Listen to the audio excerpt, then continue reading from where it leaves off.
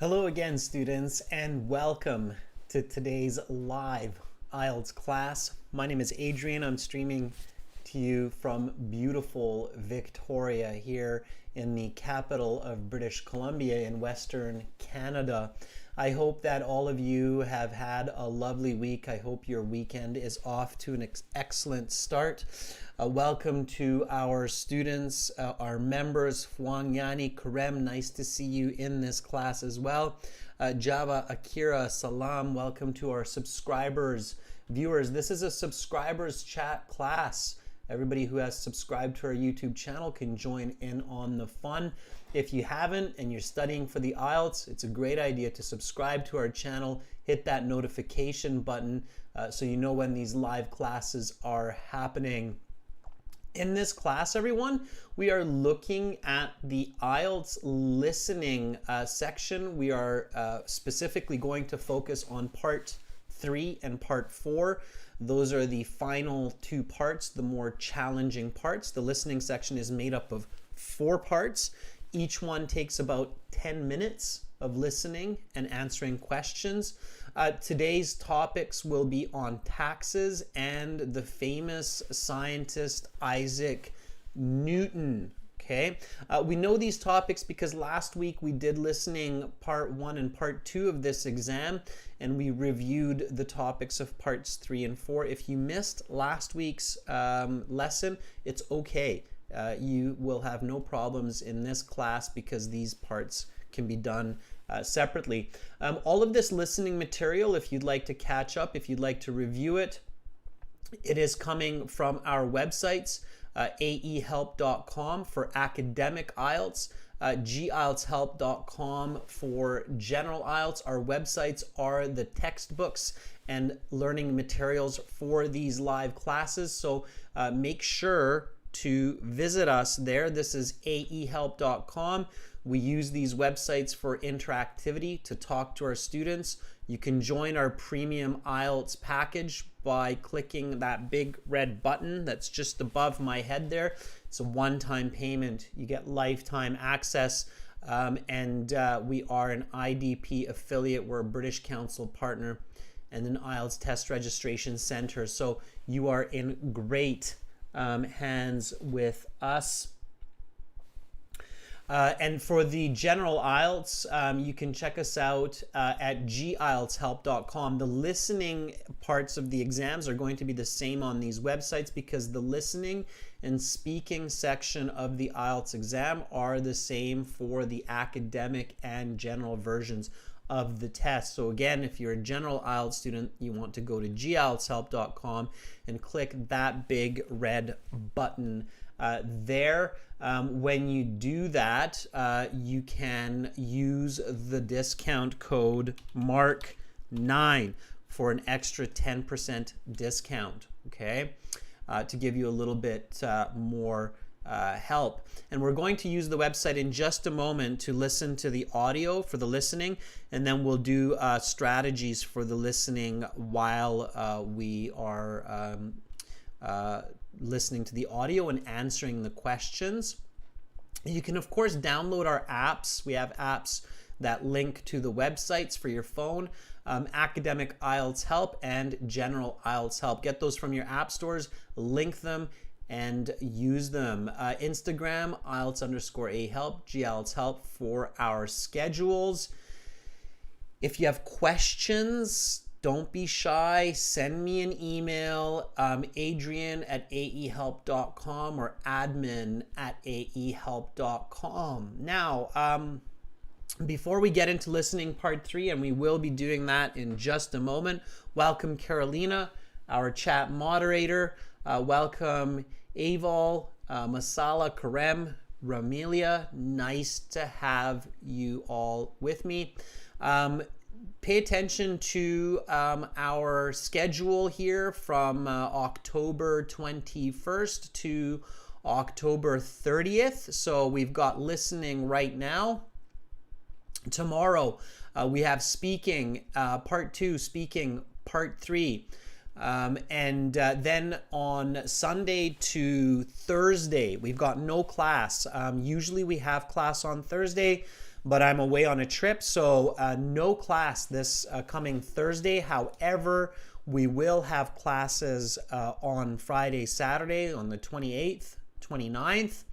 And I will also have a light hall speaking class on the 30th, one day before Halloween.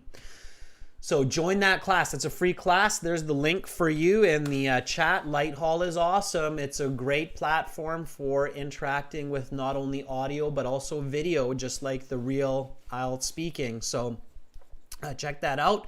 And also check out our latest releases on the YouTube channel. Okay. All right. Students, listening strategies. Firstly, when you review the questions, visualize the information, okay? During the time to review the questions, you should focus on two strategies, okay? Before the audio. You have some time to review questions before the audio. You should always review questions during that time. So during the time to review the questions before the audio, you need to apply two strategies. Okay, the first one is visualize the information. So see it, picture it in your mind. Okay, as soon as you start to get the topic from the words, the questions, the sentences, you need to visualize it. So visualize the information that you are about to listen to. All right, so here is the question set for today. Again, this section 3, it's now called part 3 since 2020. They call it part 3. So part 3 looks like this. It says, okay, if an Egyptian's income was 10,000, how much would be given to the Pharaoh? So immediately I visualize, right? So I am an Egyptian. I have some kind of maybe fancy hat. Okay, and I'm doing the Egyptian walk. And I'm giving some money to the Pharaoh, who's got maybe like a big crown type of thing. I don't know. It looks like a bishop, but yeah, he's happy. He's getting some money. All right, so there is the Egyptian Pharaoh.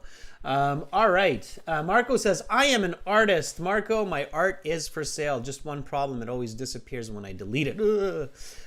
So you have to take a screenshot, Marco. Screenshot. But thank you for the compliment. So visualize it. Egypt, ancient Egypt, you're giving some money to the Pharaoh. Okay, taxes. So how do we visualize taxes? The first reason for taxes is, you can visualize it. You build schools with taxes, right? So you've got money, and the money is going towards building a big old school for everybody, for all the kids to go learn, okay? So tax money for schools. So you're seeing this, you're thinking about this, all right?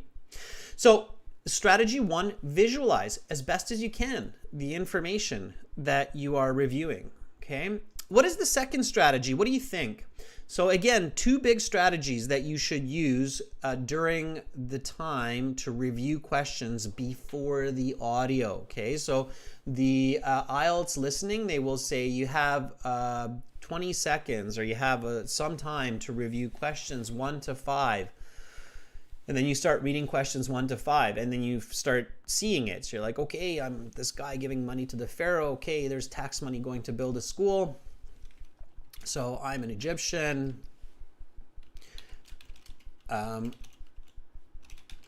Giving money to the Pharaoh. Okay. I'm a politician.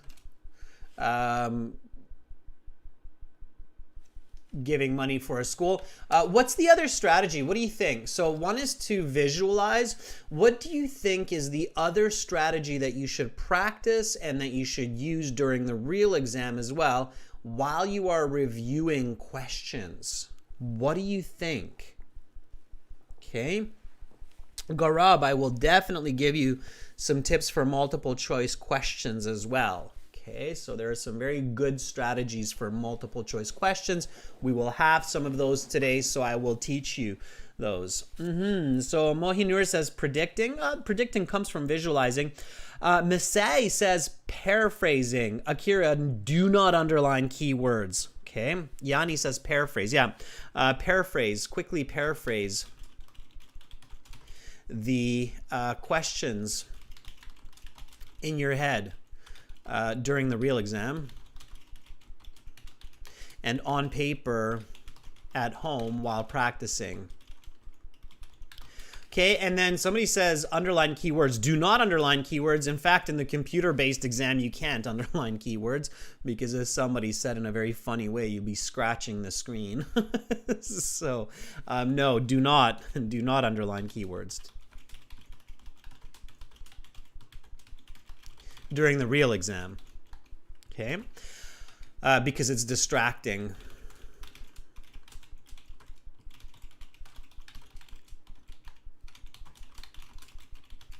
And it leads to more problems, okay? All right. Subrato says synonyms. Yeah, Subrato, synonyms are paraphrasing, okay? So you want to quickly paraphrase the question in your head during the real exam or on paper at home while practicing, because especially for part 3 and part 4 in the listening, the audio, or we can say it the other way, the questions are paraphrasing the audio.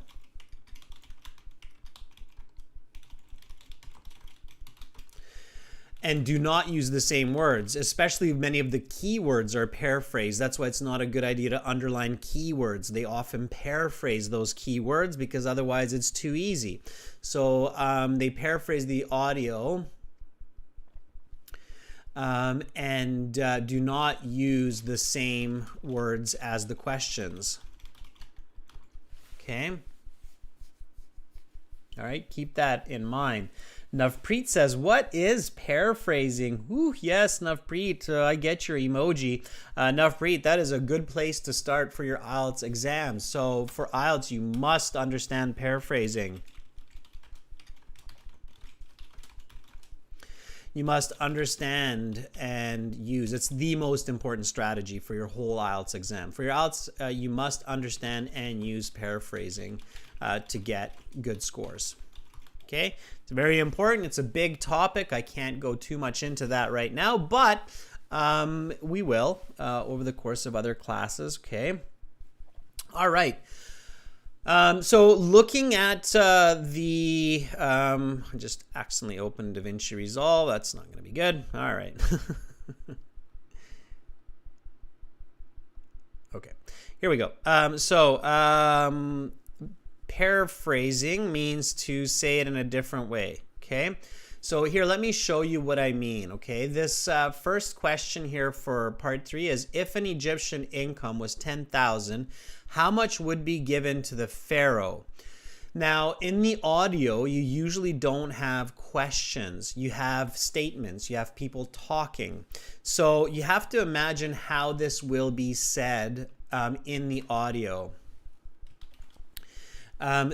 When the Egyptian earns 10,000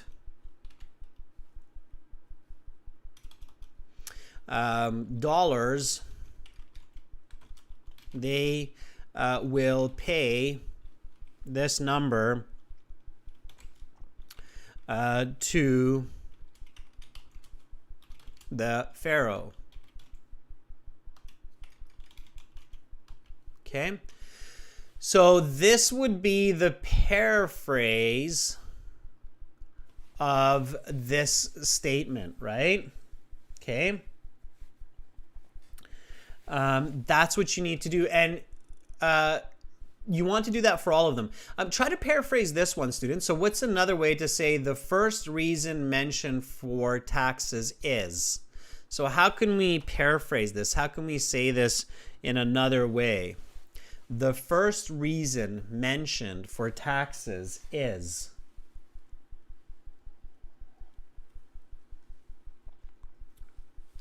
Yes, Rocky, during the introductory time, during the time to review questions, during the time at the very end to check, you can move through your listening section in the paper-based and in the computer-based. So you can move around in the different parts. Just make sure that you are doing that strategically.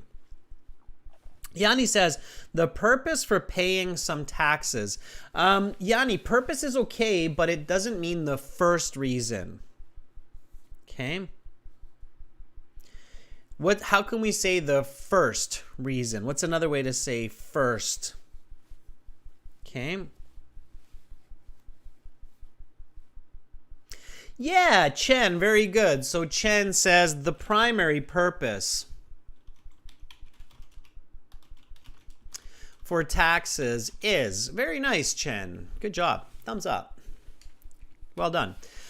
So that could be a paraphrase. The primary purpose for taxes is. Yep, it means the first reason for taxes is. Okay. All right, so you want to go through the entire listening and paraphrase. All right. Okay. So let's do this. Let's listen to this audio, answer the questions, and we will talk more strategy after. Now, students, as we answer these questions, please do not put the answers in the chat. Use a separate piece of paper or document so that everybody has a chance to answer on their own and we don't confuse other people with wrong answers. Okay, and then we'll share the answers afterwards together. So here, if you have access to our premium IELTS package, it is going to be CD 3 and track 3, as this is our third exam here and our third part of the listening, so it makes sense. So we're going over to aehelp.com. Again, you can join the premium package with the big red button. It's the only way to access this audio.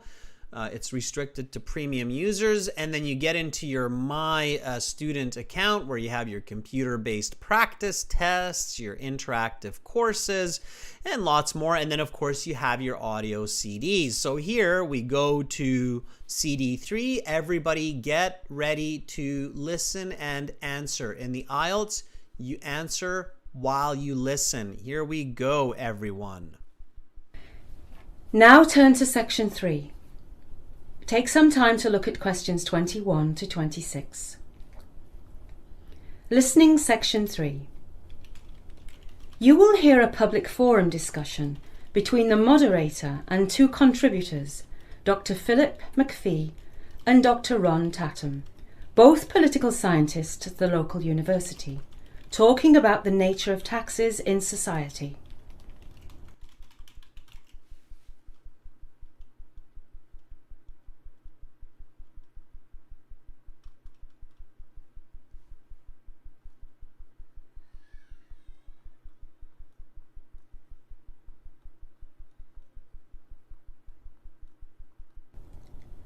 Now listen carefully and answer questions 21 to 26.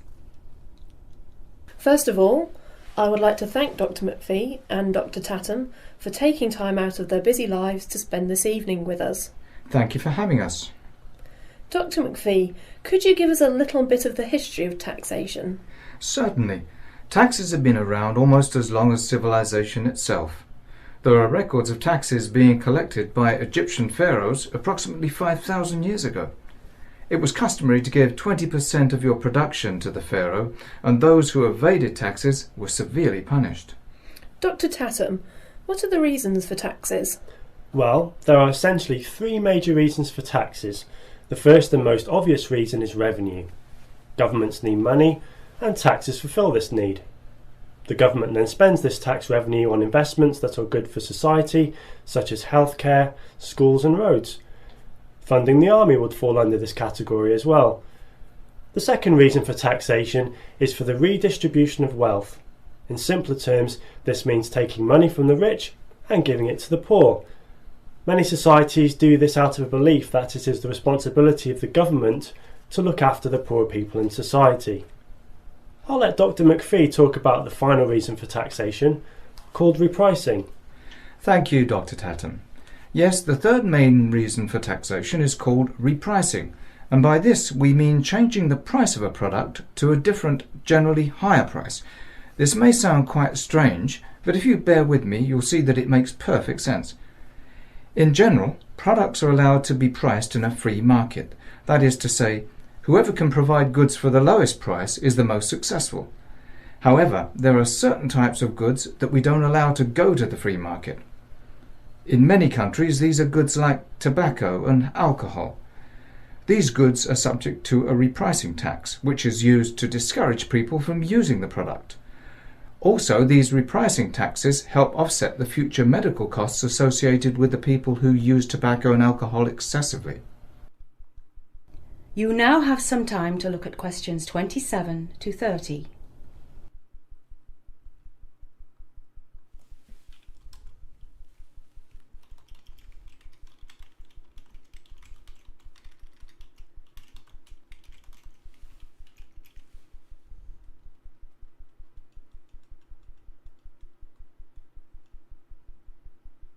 Now listen to the rest of the discussion and answer questions 27 to 30. Very well. Do you favour higher or lower taxes? I am a strong proponent of higher taxes. The reason for this is simply that it is easier to make money when you already have money. This gives a massive advantage to those people who may have inherited money or come from rich families, because money is so much easier to gain for these people if used wisely. Taxing them seems only fair and for the greater good. This compensates the poorer sections of society who really have little or no hope to gain financial success. I understand Dr. Tatum's position, but one has to be wary of the fact that if taxes are too high for businesses, then those businesses will leave the country in favour of countries with lower taxes. Of course, it would be nice if we could legislate a worldwide tax structure, but this is simply not attainable. And I'm sure by the time it becomes attainable, companies will likely have opportunities to leave for another planet with more favourable tax structure. Yes, you're right, Dr. McPhee. We must always be mindful of staying competitive. It is like a tightrope we must walk between compensating those less fortunate and being able to stay competitive in the market. Because if we fail to be competitive, then tax revenue will dry up, resulting in no money at all for the lower economic classes. So this is an extremely difficult balancing act. Which leads to my next question. What is the future of taxation? I believe you will see higher taxes in 50 years than there are today, just as we have higher taxes today than 50 years ago. We will need even more money for projects like high-speed transit, new roads, new technologies. Also, with an ageing population, medical costs could soar in the near future, resulting in higher taxes to support this healthcare system. I think the future will be a lot like the present, walking the tightrope as Dr. Tatum mentioned. Where that takes us, I'm not sure. If I had to guess, I'd say higher taxes for the reasons Dr. Tatum outlined. However, another important variable to consider is whether free markets can really be allowed. That is the end of section 3. You will now have half a minute to check your answers. All right, students, and use that half minute to check your answers. I'm just going to stop the audio here before we start into section 4 or part 4. We're going to do part 4 in a few minutes as well, but we will look at part 3 first and go through the questions and answers together. And you probably saw me doing a few different steps there, and maybe some of you are wondering what I was doing and why I was doing it. So I will explain that clearly as we get to the answers, okay? Now, of course, if some of you are like, well, that was easy, remember, though, that in the real exam, you don't have an Adrian sitting there guiding you through the audio, okay? So you have to do all of this on your own. All right, so let me just close that. There we go. And let's get back to the questions here. Okay, and as I go into question 21, I was looking at some of the chat that was going on as well between the members and the students. And Sarah, I see that you did a really good job in the IELTS. You achieved a good user of the English language. Congratulations for that. I hope that all of those scores will be enough for your applications. Okay. Sarah, I was curious what you got in the speaking section specifically, if you feel like sharing that. If not, you could just send me an email on it as well. But either way, congratulations, Sarah. Good job. All right, so back to the point here, everybody. Number 21, so taxes. If an Egyptian's income was 10,000, how much would be given to the pharaoh? You had to fill in this blank. Okay. What was the answer here? So how much would be given to the pharaoh if the income was 10,000? Hussein says 2,000. Yes. Very good, Hussein. It is 2,000. We know that it's 2,000 because the answer was 20%. 20% of 2,000, or sorry, 20% of 10,000 is 2,000. So 20% of 10,000 equals 2,000. So 2,000 is the correct answer. 20%, they might mark that wrong, even though it seems correct. They want this number. That's why they're giving you the 10,000 piece, okay? They want that number because of the 10,000.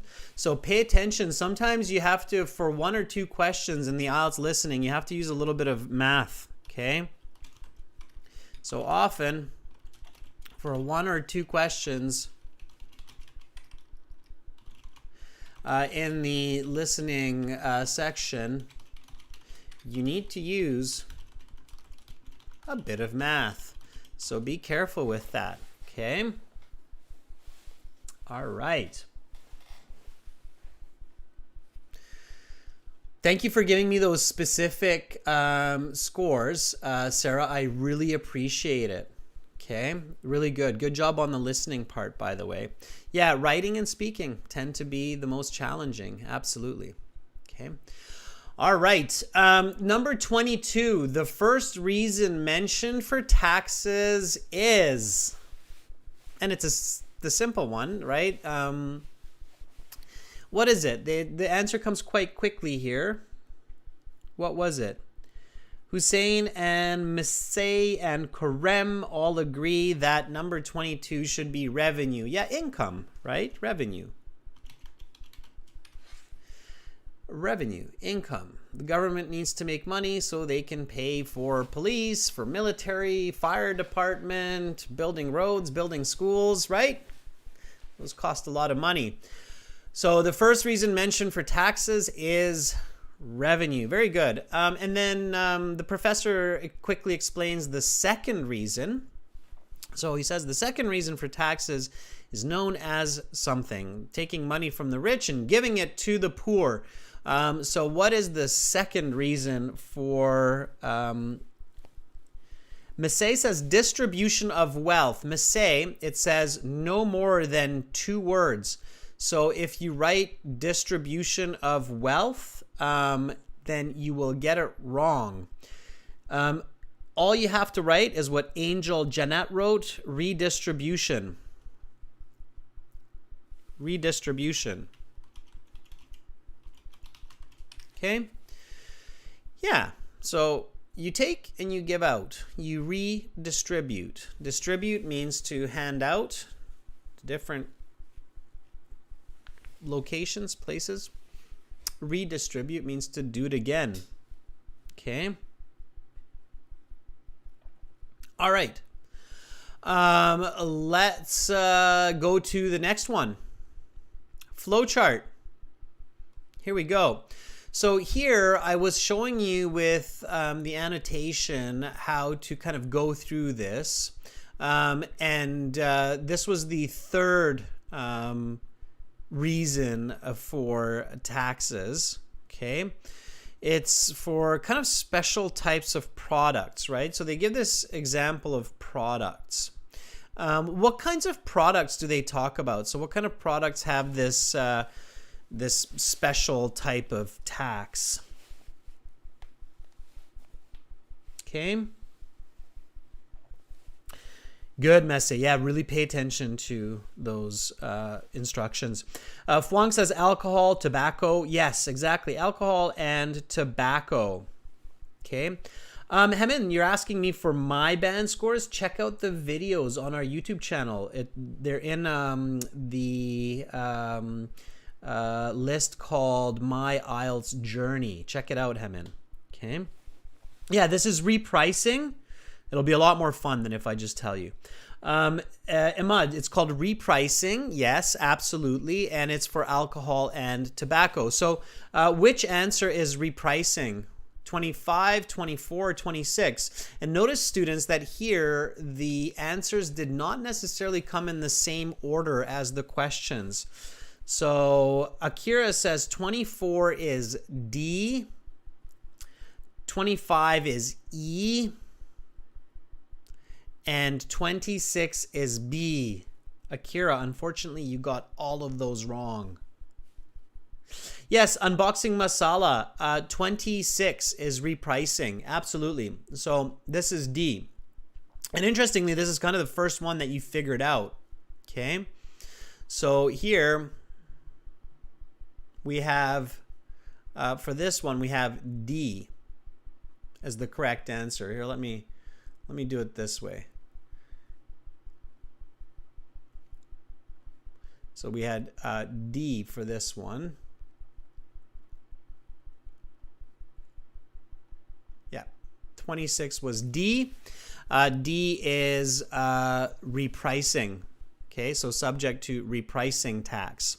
Okay, what is subject to repricing tax? Number 25, Alexander, very good. Alexander and Hussein both agree that that would be alcohol. So alcohol is subject to the repricing tax. 24, allowed to go to free market. So number 24, it's kind of weird where it's like we're going backwards, but it's the logic of this one. Okay. And Than Tran says 24 then should be E. Yes. So this is E. Now, this type of question, students, definitely review it because it should make sense. So you should see the logic. Okay, here we have the product. The products are general goods. Okay, mobile phone, running shoes, allowed to go to the free market. That makes sense. Check, right?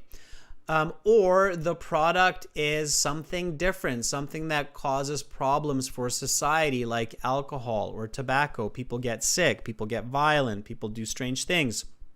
It's expensive. What happens? Repricing tax costs more because it needs more reparation or more spending. So D, makes sense. Okay, check. All right. So for flowcharts, be really careful. The information might come a little bit differently, a little bit random, not necessarily in the order of the audio per se. Okay, it will be just one group of information. And then you always want to check the logic for the flowchart. Okay, so logic, logos, logic, very important. Okay. All right, so check that out. All right.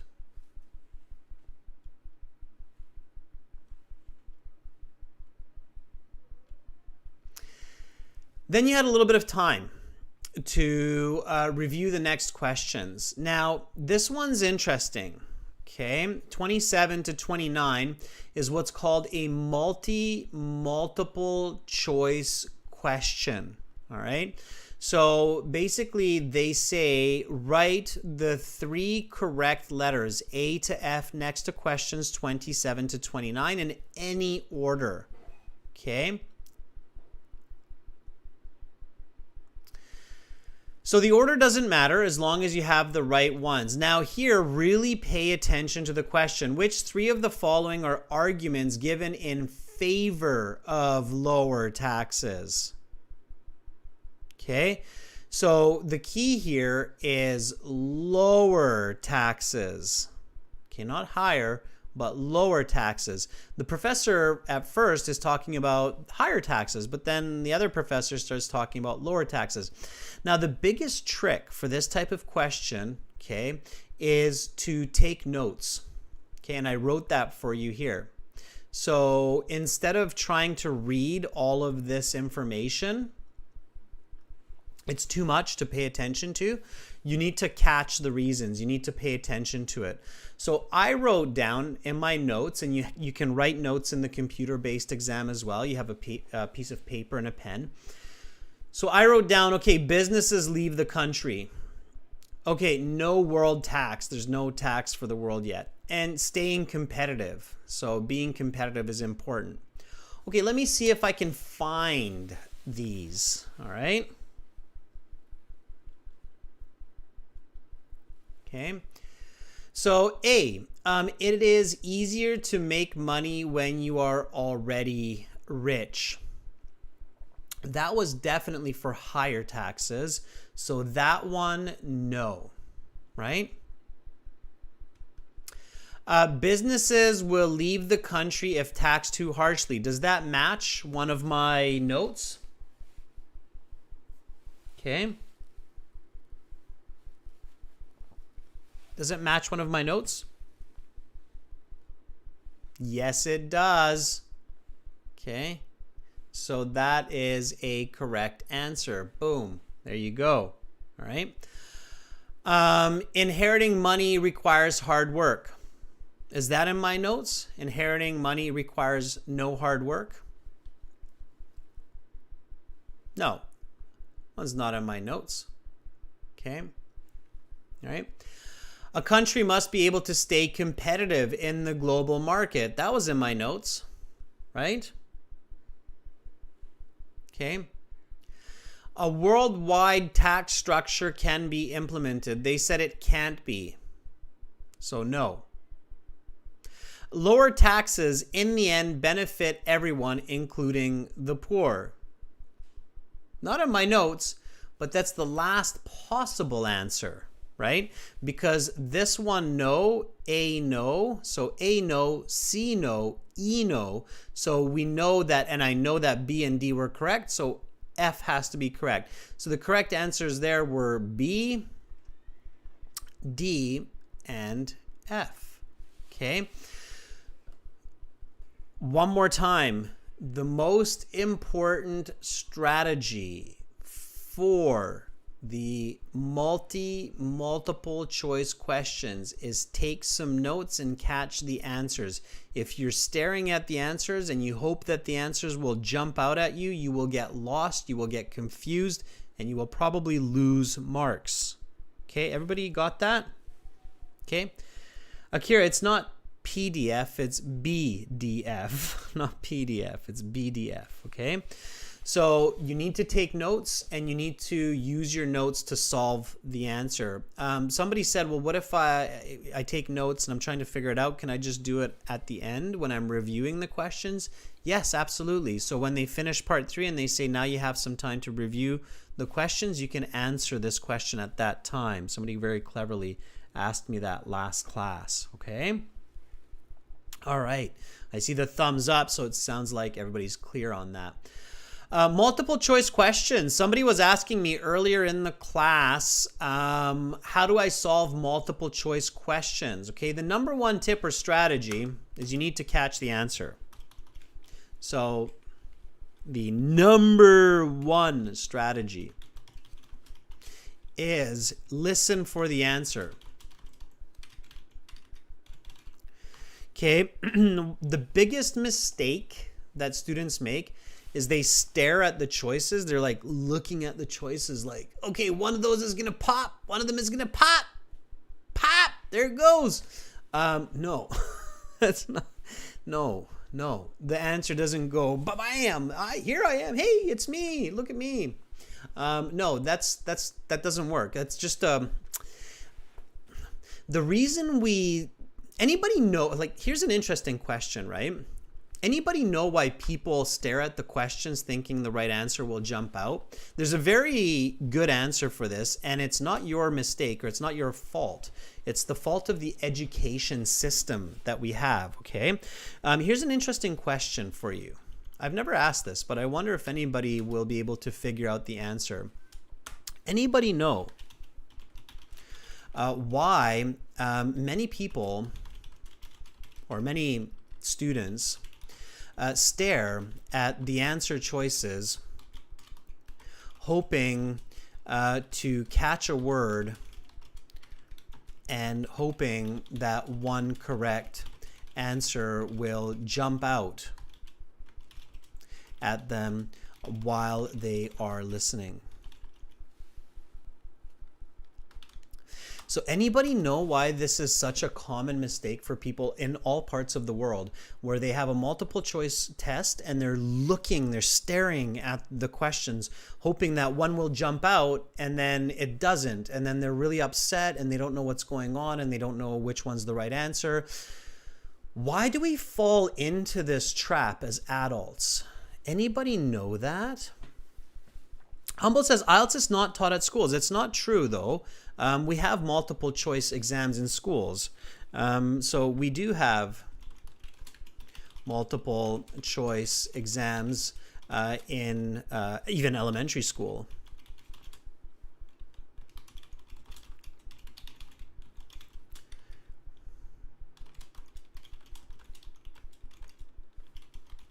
So why is it so tricky?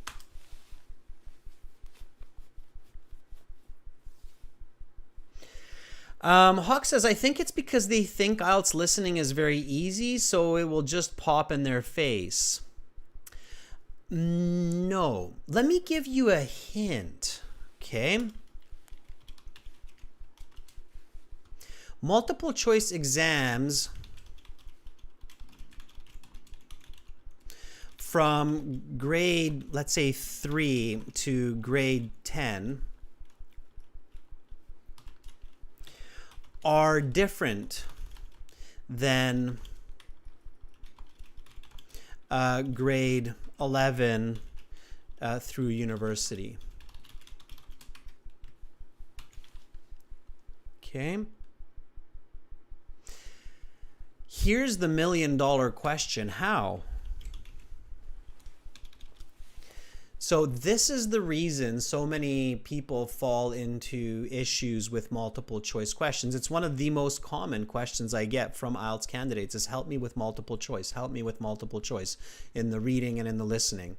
So multiple choice exams from grade 3, they usually don't have multiple choice exams in grade 1 and 2, so that's why I said grade 3. So from grade 3, from about the age of 9 or 10 until about the age of, let's say, 15, those multiple choice exams are different than grade 11, grade 12, and especially college and university. How? So Yanni is on the right track, okay? Yanni says because we need to use a lot more critical thinking for those advanced multiple choice tests, okay?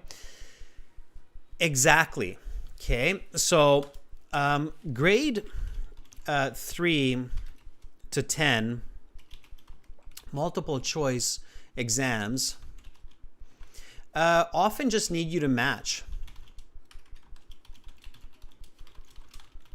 information, like red equals red, okay? And so students get into this habit. They're like, oh, this is great. Audio said red, question said red, red is red, A is the right answer, bada bing, bada bang. Next one, I love it. I don't even have to think, okay? Can I recognize that pattern, right? So that's what happens. And then students get into a world of problems when they get into especially university level multiple choice exams, okay? So, but I'm going to say grade 11 to university. MC exams need true knowledge of information and critical thinking. The MCQ, so the multiple choice questions, use not only paraphrasing, but global information to identify the best answer. Okay, grade 3 to 10 multiple choice exams, one correct answer, the rest are wrong.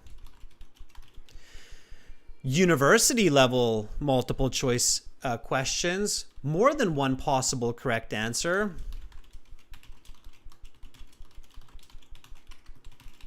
You are looking for the best answer. Okay, those are big differences. All right, now what about the IELTS, right? So you're probably like, well, what about the IELTS exam, right? Is it grade 3 to 10 or is it grade 11? Good question, right? So how about IELTS, right?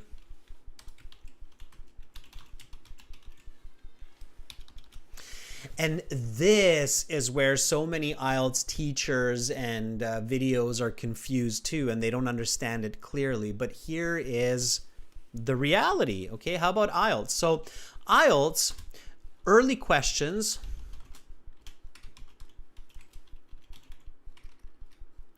in part 1 will be kind of like grade 3 to 10. You may be able to match the audio with the answer, and there is only one correct answer. However, as you progress, the MCQ questions, so the multiple choice questions, become college level. And of course, it's because they're looking for band 7 to 9. So, not 0, 9. So they have more than one right answer. They are longer, and they need global understanding. Global understanding means that you need to understand multiple pieces of the audio to get the right answer. Okay? So does everybody now kind of get how the multiple choice questions work and why they're so tricky? People tend to think multiple choice is multiple choice, right? But it's not. Multiple choice question engineering is not just one type of skill or information. Okay, multiple choice can test your ability to just simply match information, red goes with red, or it can test your highest ability of understanding lots of information, analyzing that information, thinking critically about that information, and identifying the best possible choice for that information, right? And of course, doing that in English, right? Okay. So that's what you have to think about as you plan and study for your IELTS exam. And you can't just take that advice from videos or from teachers where it's like, underline keywords. Obviously, underlining keywords will not be effective for more advanced types of multiple choice questions, okay? So clearly, just underlining keywords will not work for many multiple choice questions, okay? You must hear and identify the right answer, okay? And there's lots of different ways to do that. Najmul says, lots of hearts for that. We've got lots of thumbs up. Okay, so I digressed. I went into a lot of detail there for you. As some of you might have guessed from that, one of my areas of study in university was psychometrics. Psychometrics is the science of measuring human thinking, and part of that is how to engineer exams, how to engineer multiple choice tests. And it's that knowledge that we put into our websites like gieltshelp.com and aehelp.com. So definitely join these websites because that's the kind of knowledge we use to create your learning material. Okay, so let's now get to part 4. Let's listen for part 4. Let's do part 4 together, and then we will go through the answers together. Okay, everyone, here we go. So again, don't put your answers in the chat. Put it into a separate document. We will go over them together afterwards. Here is listening part 4. Listen and answer. Here we go. Now turn to section 4. Take some time to look at questions 31 to 40. Listening section 4.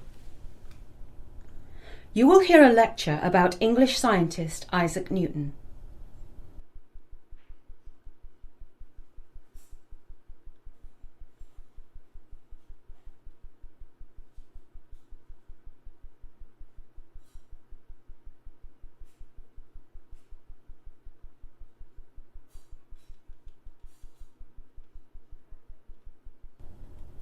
Now listen carefully and answer questions 31 to 40. Today we are going to discuss the life and achievements of the famous English scientist Sir Isaac Newton. Many consider Newton to be the most brilliant man to have ever lived, and many consider his achievements the greatest ever achieved by one man. Newton himself was not so sure, as he famously told his followers, "If I have seen further, it is by standing on the shoulders of giants." While it may be true that he built upon the foundation of scientists before him, he still managed to see further than anyone else had, and to this day his accomplishments stand the test of time. Isaac Newton was born in England in 1643. He studied at the King's School in Grantham from age 12 to 17. After leaving school, his mother tried to make him into a farmer, but that was not going to be sufficient for young Isaac. A year later, in 1661, on the recommendation of one of his teachers at the King's School in Grantham, Newton was admitted to Trinity College in Cambridge, where he eventually became a teacher 6 years later. Newton is perhaps most famous for his work on gravity. A well-known story says that Newton realized the nature of gravity while he was sitting under a tree and an apple fell on his head. This story may or may not be true, but the underlying principle is valuable. Newton made the astonishing discovery that the same force that makes an apple fall to the earth also makes the earth revolve around the sun and the moon revolve around the earth. Until this time, scientists such as René Descartes and Gottfried Leibniz had believed that the planets moved in some sort of matter, something they called an ether. Newton demonstrated that no such ether was required. Descartes and Leibniz also had little explanation for why apples fall to the earth. Newton's theory accounted for this almost perfectly. During the 20th century, Newton's theory came under attack by the German physicist Albert Einstein, whose theory of relativity was said to replace Newton's theory of gravitation.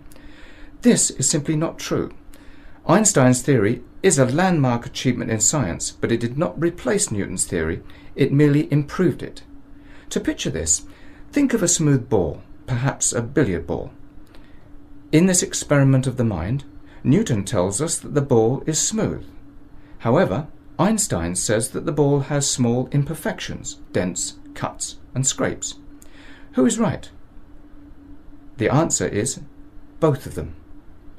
Newton is correct on a macroscopic scale. When we look at the ball from a distance, the ball is smooth. However, Einstein is correct as well. The ball does have imperfections. He is correct on a macroscopic and a microscopic scale. Another of Newton's important achievements is the reflecting telescope. Previously, Galileo had used lenses to construct his telescope, but Newton was the first to use mirrors in a telescope. Today's telescopes are almost all made of mirrors as opposed to lenses, which again speaks to Newton's brilliance. There are a number of reasons the mirror is an improvement over the lens in telescopes. First, mirrors do not warp as easily as lenses do, and by that I mean that lenses can lose their shape in hot or cold weather quite easily. Second, telescopes with mirrors take up less space because of their shorter focal distance. Third, Telescopes with mirrors can be built far larger because the mirrors themselves can be built larger. An achievement of Newton's that must not be overlooked is Newton's discovery of calculus. Although the discovery was not without controversy, Gottfried Leibniz also claims to have invented calculus at approximately the same time. Nobody really knows the truth, but it is accepted that they discovered it separately. In any case, it was a brilliant achievement by both scientists. Newton died in March 1727, and his body was laid to rest at Westminster Abbey in London, in a famous above-ground tomb. He was 84. That is the All right, and that's the end of part 4, and then you have some time to review. Notice how in part 4, no breaks. You just have to go, right? They're testing for band 8, band 9, seeing who can answer all of those questions well. All right, students. So going to the questions now. Again, I kind of guided you so you could kind of follow the logic and the thinking with the highlighter and the annotation, okay? And when you're practicing at home, that's your goal, to interpret the audio while you're listening. Notice how here in the beginning, I paid attention to some key parts like numbers and names. So 1643, King's School in Grantham. The reason I did that is that really helps to position me in the audio. So when I'm listening, I know where they are in the audio. With a flow chart, that's really important because it's easy to get lost. And if you get lost, you start missing answers, okay? So Isaac Newton was born 1643. Studies at King's School in Grantham from the age of something to something. So when does he study? So 12, 17. Very good, Ipshita.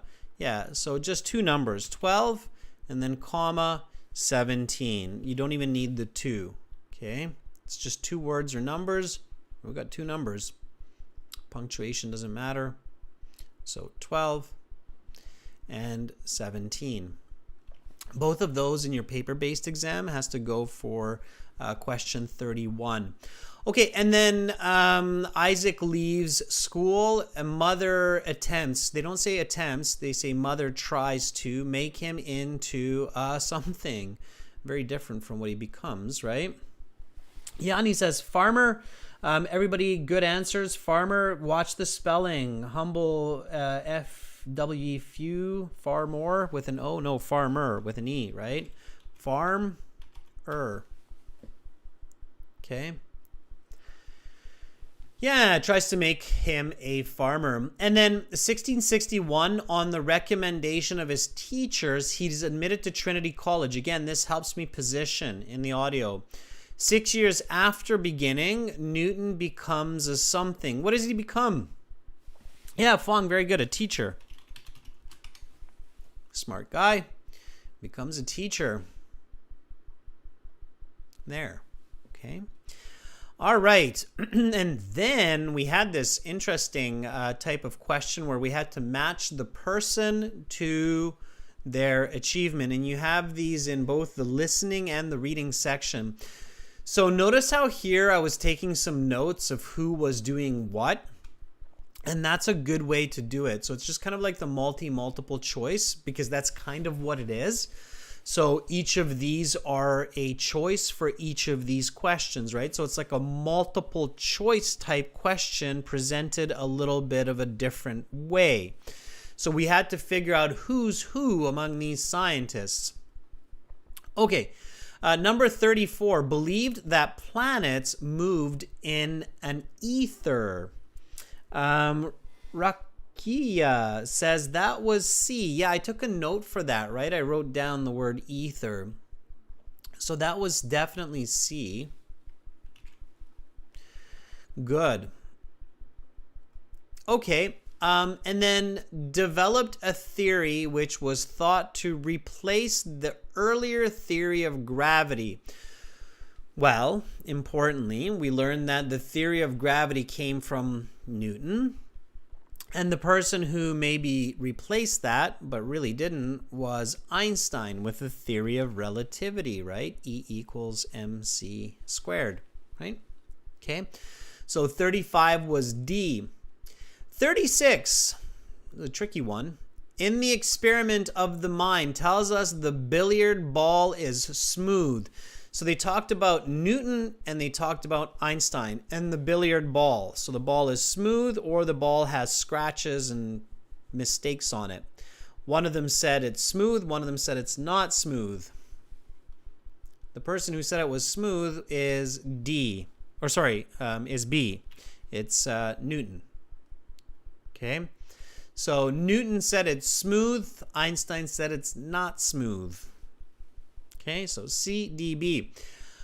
And then here, be really careful of the negative here. Use not mirrors, right? The negative. Use not mirrors, but lenses.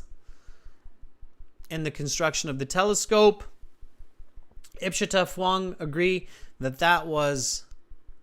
Yanni agrees that was A. That was Galileo, the famous Italian scientist, astronomer. Okay. Galileo. So the correct answers were C, D, B, A. And notice how I use notes for that. Again, this is not the type of multiple choice that you can use or you can do by just trying to have the answers jump out. Okay. All right. Some fill in the blanks here, more about telescopes, right? So no more than 2 words. Telescopes with lenses cannot be built as large as telescopes with mirrors because large lenses tend to something. They gave 2 answers here that are okay. Rocky says lose shape. Yeah, lose shape is correct. They tend to lose shape. Or warp. If you heard the word warp and you added warp, warp would be okay as well. Munchie, 1-0, lose, not loose. Careful. Loose is a different word. L-O-O-S-E is loose. Okay. Gracie, very good. 38, warp. Excellent. Telescopes with mirrors take up less space because of their reduced what? So telescopes with mirrors take up less space because of their reduced focal distance. Yes. Very nice. Absolutely. Focal distance or focal length is okay as well.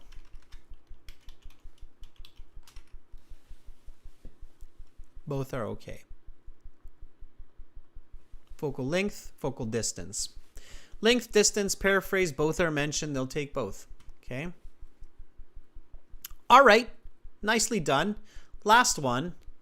I took some notes here, so it should be easy to answer 40 as long as you got that. Which statement is true? And these were my notes here. So all I have to do is match it. A, Newton and Leibniz discovered calculus together. No, because it does not match, right?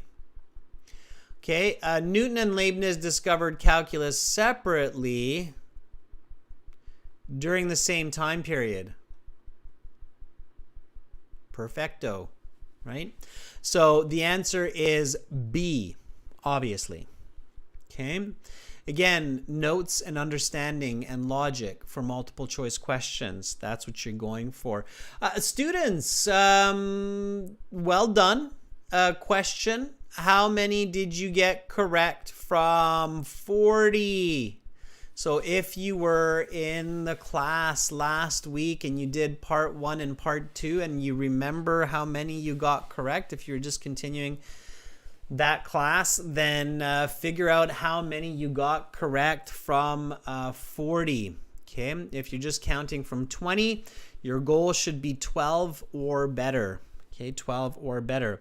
Masala says, I got 34. Masala, on our website, at the very bottom, there's a score calculator, and you can put that 34 in there, and it will give you your band score. It will say you got a 7.5 if you got 34. So, Sarah, I don't know if you're still in the class, but you said you got 30 or you got 7.5 on the listening. So it means you got at least, I don't know what the minimum is for 7.5. Let's check it out. Yeah. So you got at least 32 correct out of 40, Sarah. It's awesome. Okay. All right. So 34 is good. Rocky, 38 is going to be an 8.5. Okay. Very good. Sunjarbek, 36. I think you're just into the band 8 range. 36, 8. Yes. Okay. Harjat says 23. Harjat, a 23 is a band 6. Okay. It's not bad, Harjat. I mean, band 6, it's a good start. Otabek, you got 7.5. Just 7.5. Almost. One more question wrong, Otabek, and it's a 7. Okay, so it looks like a lot of you did quite well. That's fantastic. Kundan says 28. Kundan, 28 is a band 6.5. So it's not terrible. All right. Okay, so again, that's on our website. And students, to get all of our listening exams materials, interactive courses, all of our HD videos, join the premium package. Click that big red button there that's just above my head. It's a one-time payment. It's for lifetime. You can keep studying, learning English, even after IELTS. So great investment for your English learning. We're always putting new videos, materials up there. So yeah, use us for learning. Carolina, thanks for helping out in the chat. Everybody else, thank you for your contributions, interactions. That's what makes this class so much fun. Make sure to come back tomorrow for the speaking sessions. Make sure to register for that light hall class that we have coming up for you on the 30th. Keep in mind that next week, no class on Thursday, but we have class Friday and Saturday. That's it for this class, and good job on the listening. Remember those tips. Remember that interesting information about multiple choice question exams not all being the same. I'm Adrian. I'm signing out from beautiful Victoria here on the Pacific side of Canada. Much love to all of you wherever you are. Continue to have a great weekend, and I hope to see you tomorrow. Bye, everyone.